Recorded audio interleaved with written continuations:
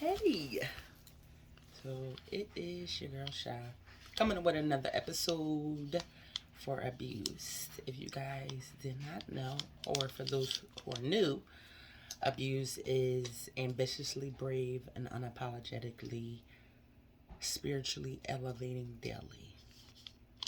And the reason for this podcast is to talk about different things in life, different things that I've been through, advice from my experience, from what I've been through. So today's topic is being emotionally available. And I say emotionally available as I'm going to start off with being a parent. Being emotionally available as a parent is very important. Becoming aware, listening to what your children have to say. And not necessarily having a response of advice, but having a response of understanding.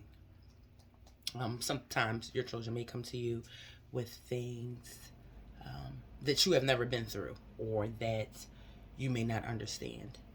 For example, myself, I've been through many things my mom did not understand and could not understand, and she was emotionally unavailable. I didn't have that emotional support. And as I said in my first episode, this is a disclaimer. I am not coming at anyone. This is not to put anyone down. This is to help someone. And I've been through a lot. And my mother, she would hear me, but she was not emotionally available. So just being aware of emotions, and even being aware of the emotion that you're in, taking a step back and taking what you're going out or what you're going through at the moment has nothing to do with the conversation you're having with your child, your partner, your mom, your coworker. Like you can't take your day into work. That won't work. People will notice it. If you own your own business, someone would notice that as well. So it's just like, well, what's going on with you? So trying to take a step back and not necessarily a reset, but it's not your situation. Yes, you can give advice, but are you hearing what the person is actually, saying to you? Making them feel as though their feelings are relevant. Everybody's entitled to their feelings. Making sure you're not negating their feelings like it doesn't matter or their feelings are stupid. You might be able to come to them with a different way of thinking when they're not as upset. That's what I learned with my son. I had to let him calm down in order for him to hear me. He wanted to get everything out. It happened with me too. I'm not perfect. It's a learning experience. I have 4 children. So it was a learning experience. There's no book. Excuse me. There's no book. There is no directions to parenting. And that's what we have to understand. We're going to make mistakes. But admitting that you made the mistakes. It's okay to say sorry. It's okay to say I'm wrong. It's just knowing that they are growing and they are learning the world, and the world that I grew up in is a different world that my children had to grow up in. We didn't have cell phones until I was a teenager. Cell phones weren't out, didn't exist. So it's different now because my children were born into an era that they have cell phones, they have social media, they have different things on TV and different pressures in life that I did not have to go through. So just because I didn't go through it, this doesn't mean that I have to put them down for it, or I can't be supportive in some kind of way, even if it's just a listening ear.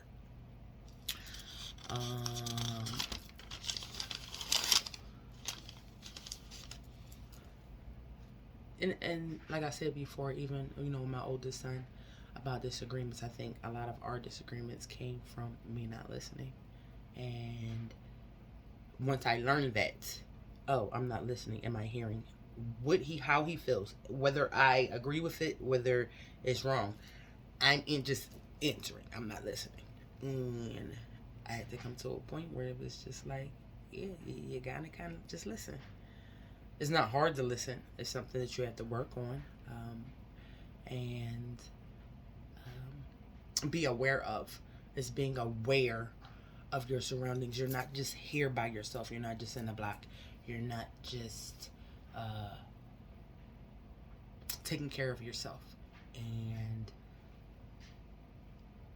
it's okay to, even as a parent, to go through something and say I'm wrong, or to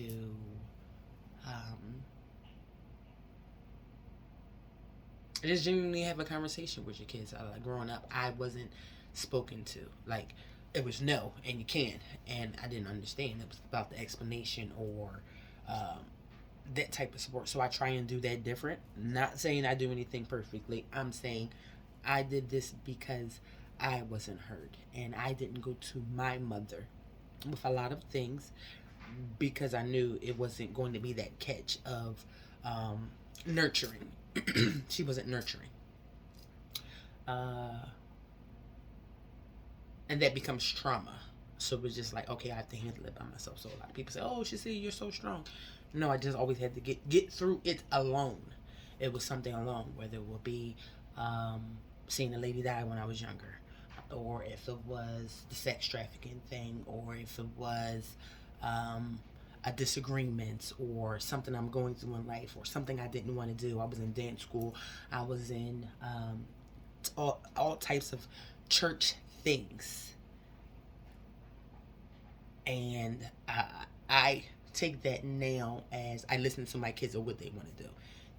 It's not a thing of, oh, I'm just going to sign you up for ballet because I want my daughter to be ballet, or to be a ballerina, or I want my son to be this mathematician, so I'm going to sign him up for these classes or something extra. Is what your child wants to do. Yes, we want the best for our children. Do not get me wrong. We want the best for our children. And we kind of let them have to go on their own journey. Like, I would have never thought my oldest son would be a mechanic. He has OCD. He doesn't like to be dirty. But that's what he wanted to do. And he came to me after high school. Was like, you want to do that? I didn't think my second son was going to be a firefighter. He liked fire trucks. He liked trucks. But also that's something he wanted to do. And that was hard. You know, he was a teenager. I had to let him go out and fight fires. But what I did was I prayed for him. I was there for him. I tried to be as engaged as possible, you know, as a parent. And let him live his dream of something that he wanted to do. Whether he wants to continue to do it later on, it's about that experience that he wanted to experience in that time of life. Not, no, I don't think you should do it. You should do it. Are you sure? Or questioning, or get the wheels turning in his head that it may be wrong. Not that it was wrong, but I'm not going to let my fears get in the way of his career, his life, and what he wants to do.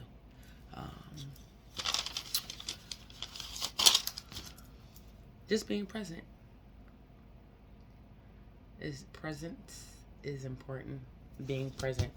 And I also, earlier today, I was getting ready, doing something, and Autumn was coming to ask me something. And I was in the middle of something, and she said, never mind. And I said, no. I went back to her. I stopped what I was doing, and I went back to her. What you need is important. Because what I've learned lately, it may be something important. And I want my babies to be able to come to me, good, bad, indifference, and say, Mom, this is what it is. I need your support. Straight shot, no punches, good or bad. Because I know what we're dealing with. And then we can proceed from there. Not, oh no, this is how we're going to do it, and this and that, and I can advise, but it's not mine. It's not mine to carry. And we also stress ourselves out because sometimes we feel like, yes, their load is our load to carry, but certain things are not our load to carry in our children's lives.